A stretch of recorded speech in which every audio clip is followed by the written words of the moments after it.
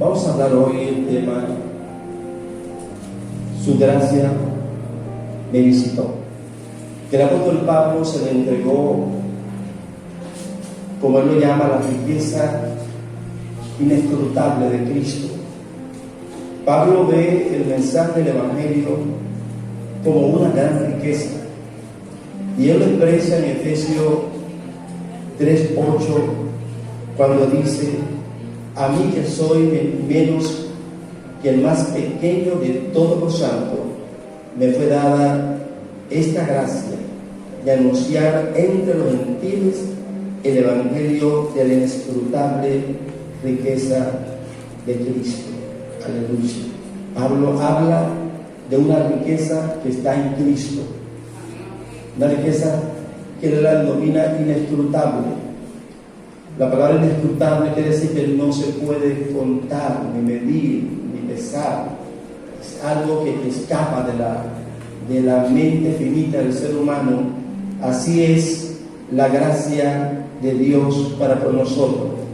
Cuando nosotros definimos el término gracia, es una palabra, la palabra charis en griego, que significa favor inmerecido. La palabra gracia significa una actuación amable o misericordiosa hacia alguien, tener compasión e inclinarse favorablemente hacia otra persona. Cuando hablamos de la gracia de Dios que se manifestó al hombre, es importante notar cuál era la condición del hombre cuando su gracia se manifestó. ¿Cuál era tu condición cuando su gracia se hizo presente en nuestra vida?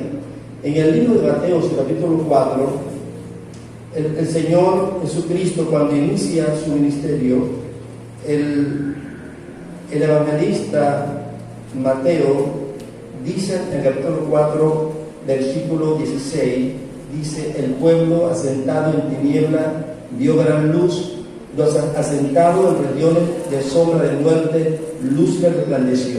Él habla de una condición, no solamente habla aquí de Capernaum, geográficamente hablando. Podemos nosotros también ampliar el zoom y entender de que era la condición no solo de Capernaum, sino una condición de todos los seres humanos. Y él habla aquí que una ciudad, imagínese usted una ciudad asentada en tiniebla. Imagínese usted una ciudad o una humanidad donde nunca había visto una luz, que la gente vive en tiniebla, camina en tiniebla, tanteando, palpando por las paredes, personas que cayeron varias veces en el mismo hoyo, personas que se iban por un precipicio porque no había luz, vivían en tiniebla. Y de repente una luz se hace presente en aquel lugar y la gente ve la luz y comienza a darse cuenta que estaba a punto de caer en un precipicio, comienza a darse cuenta que estaba a punto de tropezar con la misma piedra. Eso fue lo que aconteció realmente en la vida tuya, en la vida mía. Usted y yo caminamos en tiniebla, caminamos en oscuridad, tenemos la mente entenebrecida, pero de repente su gracia te visitó y una luz resplandeciente llegó a tu vida para darte dirección y para darte camino del Señor. El apóstol Pablo en el libro romano, de una forma más individual, relata o escribió la condición del hombre en Romanos capítulo 3, me corrijo, versículo 10. Él escribió lo siguiente: como está escrito, no hay justo ni aun uno, no hay quien entienda, no hay quien busque a Dios. Todos se desviaron a una, se hicieron inútiles. No hay quien haga lo bueno, no hay quien ni siquiera uno. Sepulcro abierto en su garganta, con su lengua engaña, veneno de áspide hay debajo de sus labios. Su boca está llena de maldición y de amargura. Sus pies se apresuran para derramar sangre. Quebranto y desventura hay en su camino, y no conocieron el camino de la paz. No hay temor de Dios delante de sus ojos. Es una condición tremenda del hombre. Esa era tu condición y esa era la condición de mucha gente, que no había nadie que practicara la justicia, Luego Pablo habla en Efesios y nos muestra una condición aún más fuerte. Efesios 2:11. Quiero mostrar la condición del hombre antes de recibir la gracia. Pretendo hoy enfocarme en esto. Aquí en Efesios capítulo 2, verso 11, dice la palabra del Señor: por tanto, acordaos de que en otro tiempo vosotros, gentiles, en cuanto a la carne, eras llamado incircuncisión por la llamada circuncisión hecha con mano en la carne. En aquel tiempo estabas sin Cristo, alejado de la ciudadanía de Israel, ajeno a los pactos y a las promesas, sin esperanza y sin Dios en el mundo. Era la condición del hombre en tiniebla, en muerte, separado de Dios, sin esperanza, sin Dios en el mundo. Era una condición realmente tremenda. Pero luego dice el apóstol Pablo en 1 de Timoteo, él habla de una gracia que le fue manifestada y reza la letra de la siguiente manera, 1 de Timoteo 1:12 en adelante.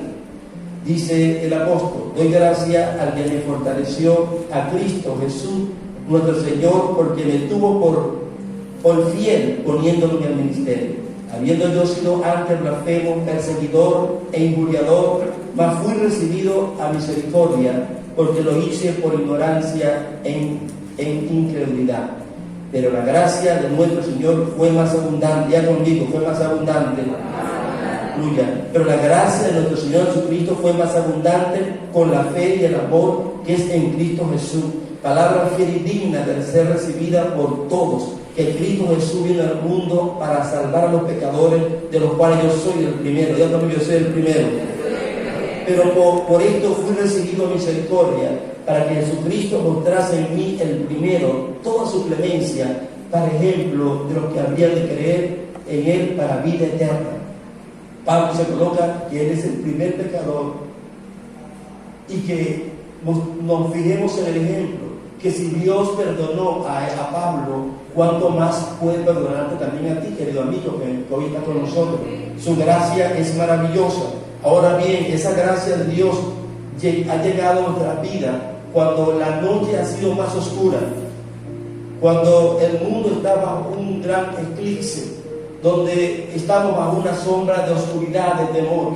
Esa oscuridad que usted y yo antes vivíamos, que estábamos en sombra de muerte, que andábamos en confusión, andamos sin destino, como dijo el salmista, sin ciudad a donde ir. No teníamos realmente nosotros un asidero fijo. Ahora vemos en la Biblia personas que en un momento cumbre de su vida, la gracia de Dios vino hacia él.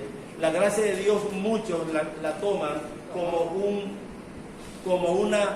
un club, ¿verdad? O un festín, o un mercado de perdón y de misericordia. La gracia ciertamente es perdón y misericordia. Y dice la palabra de Dios que donde abunda el pecado, sobreabunda la gracia de Dios. Puede estar muy oscura la noche, puede estar en una condición muy paupérrima, pero la gracia de Dios penetra las tinieblas, donde tú te metas, donde tú te encuentres, la gracia de Dios te alcanzará para bendecirte. No, la gracia no te persigue para restregarte tu pecado, la gracia no te persigue para decir que eres un pecador, no, la gracia te persigue para mostrarte el camino, a la voz del nombre del Señor, el camino que usted y yo debemos nosotros seguir. ¿Cuánto dicen gloria a Dios?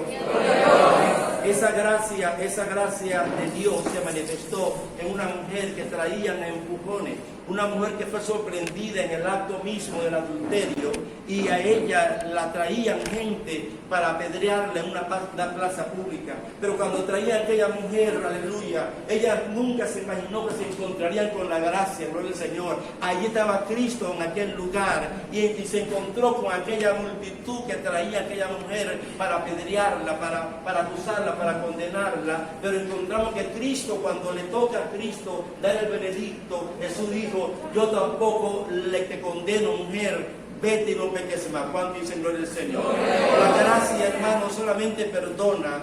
Dice la Biblia que Cristo se manifestó a nosotros y que vimos su gloria como el unigénito del Padre, lleno de gracia y de verdad. La gracia es amor y misericordia, pero la gracia también es verdad. La verdad es la gracia, que no puedes abusar de la gracia. La verdad es la gracia, cuando tú eres perdonado por la gracia de Dios, debes entender que debes continuar en pureza, en santidad, en consagración, porque lo contrario, esa gracia que tú abusas causa de ella, esa gracia finalmente te va a destruir por el Señor. Entonces la gracia se encontró, o la mujer se encontró con la gracia en aquel lugar, por el Señor. Y esa gracia maravillosa, por el Señor, aleluya, es Jesucristo presente hoy en este lugar. El apóstol Pedro negó al Señor y él luego se fue al mar de Tiberia y ella estaba volviendo a su antiguo oficio como pescador. Y estando allí en Tiberia, estando allí en ese lugar, quizás pensando en los hechos que había acontecido, quizás meditando en medio del mar y su oleaje que golpeaba la embarcación, pero de repente en aquel lugar se presentó la gracia. La gracia va a perseguir a los que son de Él. La gracia va a perseguir a los que le han confesado su nombre. Su gracia va a llegar a tu vida en el momento cuando tu red esté vacía, en el momento cuando estés agotado y cansado, que no has podido pescar absolutamente nada. Ahí estaba Jesucristo, aleluya, y le dijo: hijitos míos, tienen algo de comer.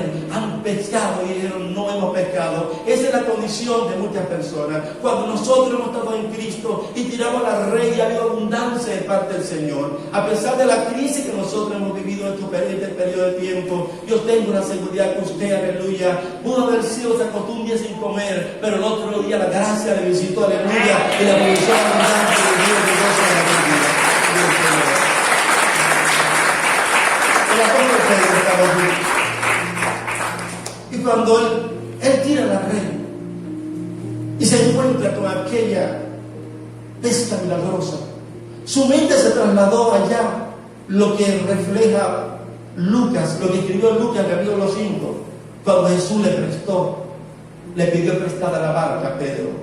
Ese día hubo una pesca milagrosa, y ese día fue el día que el Señor le dijo a Pedro: desde ahora,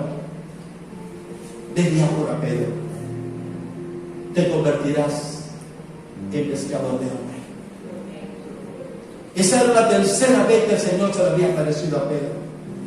La primera vez fue cuando Andrés lo llevó a conocer a Cristo. Allí tuvo encuentro con el Señor. La segunda vez Jesús lo encontró a ellos dos, aleluya, en el mar. Pero Pedro no había entendido la revelación. Hay creyentes que no han entendido realmente lo que significa la gracia de Dios. Hay creyentes que no pueden ser fieles al Señor bajo un concepto de gracia. Hay creyentes que son fieles a Dios bajo un concepto de condenación. Hay personas que para serle fiel a Cristo deben vivir bajo un esquema legalista religioso, bajo un mensaje condenatorio permanentemente. Hay personas que para serle fiel a Dios hay que hablarle todos los días del infierno. Hay que hablarle que te vas a ir, que te va a llevar no sé quién, y mucha gente son fieles a Dios porque vive un esquema. Pero cuando se te revela la gracia, aleluya, entenderá que servirle a Dios, aleluya, es lo más placentero, es lo más grato, pero no va a un esquema de temor, no va a un esquema de odio, sino va a un esquema de amor y de gracia de Dios.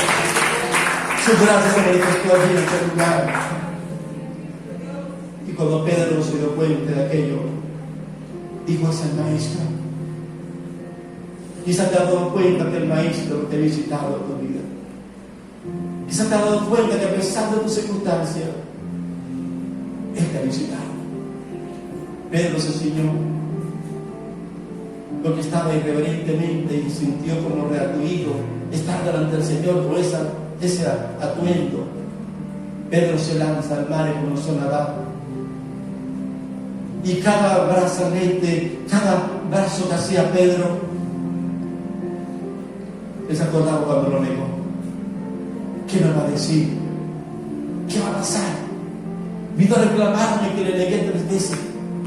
Y Pedro no quería llegar a la orilla porque se iba a encontrar en su mente a alguien que lo iba a condenar. Pero para sorpresa de Pedro, cuando llegó a la orilla, había un pescado asado doradito por el Señor. Y había los panes allí puestos calientitos. Y el Señor le dijo: Pedro, cómele este pan, cómele este pescado. Posiblemente tú te encuentras que ha fallado el Señor. Quizás te encuentras bajo el efecto de una condenación: Señor, yo te he fallado a ti.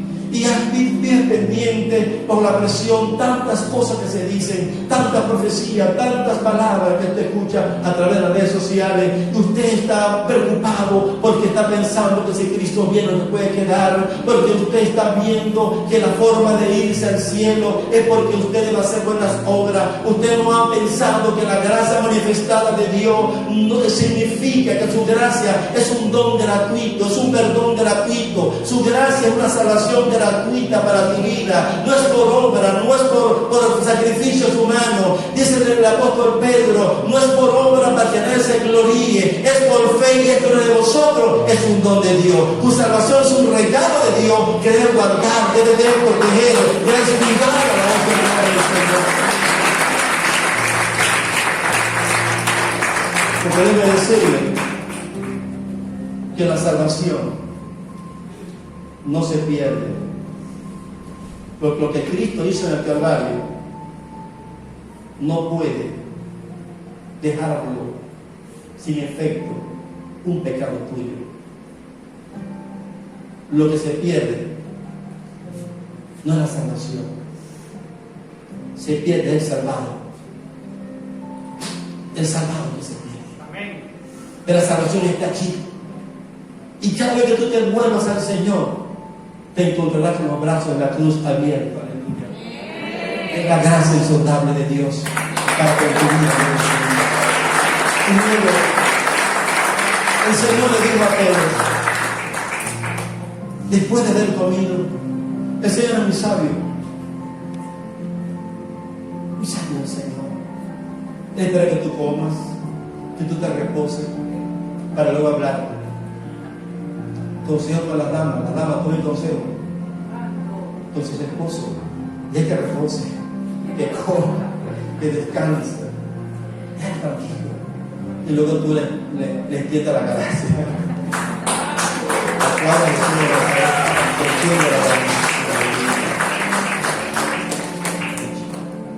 luego el Señor hace una pregunta a Pedro que nunca se imaginó que podía hacérsela. Y dijo: Pedro, hijo, Simón, hijo de Jonás, ¿me amas? Y Pedro respondió: Señor, tú sabes que te amo. Pero cuando yo le dice a Pedro, Pedro me ama, el Señor usa un término griego que es la palabra ágape. Me ama con un amor incondicional. Pero cuando Pedro le responde con otro término griego que es la palabra pileo. Y dijo: Señor, tú sabes que te pileo, te quiero. Pero la palabra pileo es un amor que tiene un límite, es un amor que te acompaño hasta que mi vida no esté en peligro. Y fue lo que hizo Pedro, acompañó al maestro, pero cuando vio su vida estaba en peligro, él dio un paso atrás. El Señor volvió a preguntar: Pedro, ¿me amas? Y él dijo: Señor, yo te pileo, te amo. Le preguntó por tercera vez y eso fue confrontativo. Luego Pedro bajó el rostro y dijo: Señor, tú sabes que te amo. A pesar de que fui débil, a pesar que no tuve la fuerza de defender la fe y morir por ti, aunque un día antes había dicho que podía morir por el Señor. Quizás Pedro es un reflejo vivo de ti y de mí también. Yo no puedo poner en duda que tú no amas al Señor. Yo no puedo condenarte porque tú pecaste y yo te digo que tú no amas a Dios. Hay gente que ama a Dios y le son infiel a Dios, como hay hombres que aman a su esposa y le son infiel a su esposo. Por esas cuestiones que a veces no se pueden entender de la vida, de las flaquezas que ocurren en el ser humano. Pero lo importante, iglesia, es que Pedro dijo: Señor, a pesar de que te negué, tú sabes que te amo. Y la gracia del Señor se volcó hacia Pedro nuevamente y le encomendó una tarea que Pedro lo llevó hasta el final de su día, del día de su muerte. Pedro siguió la tarea. Y Pedro, antes de morir en la segunda carta, él escribe y dice: el día de mi partida está cercano porque Dios me lo reveló. Pero no cesaré de escribirlo, de amonestarlo. Ante mi partida dejaré escrito para que lo sigan amonestando un hombre que asumió el apostolado de una forma extraordinaria y maravillosa. Me llena, Pedro, a mí me llena. Es un prototipo de mi propia vida, un prototipo de tu propia vida. No importa las caídas que hayamos tenido, lo importante es que te levantes en el nombre de Jesús de Nazaret y determines asirte de su gracia, gloria al Señor, no soltarte de su amor y su misericordia. Den un fuerte aplauso a Cristo.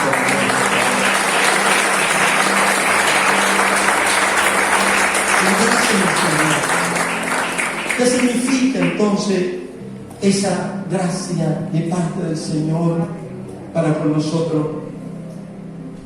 Su gracia nos bendice tripartitamente. Su gracia nos bendice en el espíritu, en alma y cuerpo. La gracia del Señor, aleluya, su objetivo de la gracia es santificarnos. Es un proceso continuo que tenemos nosotros como cristianos. El objetivo de la gracia es salvación, redención, justificación, y es un hecho presente, es una promesa que se cumplió en nuestras vidas. El objetivo de la gracia es manifestar su gloria en nosotros, que es su glorificación, que es un hecho permanente que ocurre en la vida del creyente. Esa gracia maravillosa del Señor que está con nosotros